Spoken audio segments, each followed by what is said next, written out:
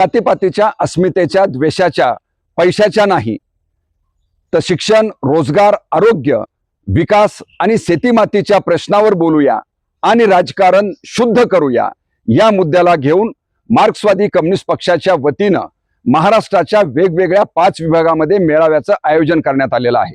यापैकीच एक मेळावा मराठवाडा विभागीय पातळीवरचा हा राजकीय मेळावा दिनांक 24 ऑगस्ट 2026 सोमवार रोजी परळी वैजनाथ जिल्हा बीड या ठिकाणी आयोजित करण्यात आलेला आहे।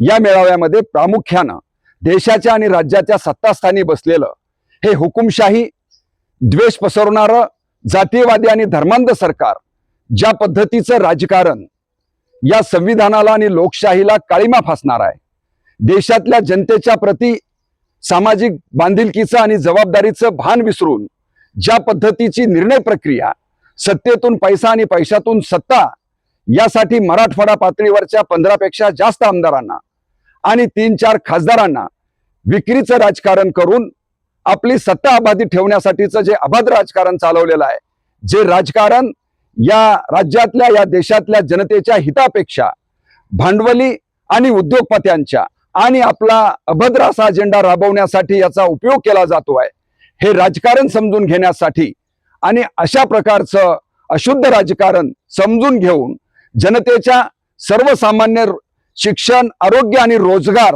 शेतीमाती आणि दलित शोषित आदिवासी वंचितांच्या प्रश्नासाठीचं राजकारण करण्यासाठीची लढाई म्हणून हा मेळावा मार्क्सवादी कम्युनिस्ट पक्षानं आयोजित करण्यात आलेला आहे। या मेळाव्यामध्ये मोठ्या संख्येने सहभागी होऊया। धन्यवाद। इन्क्लाब जिंदाबाद।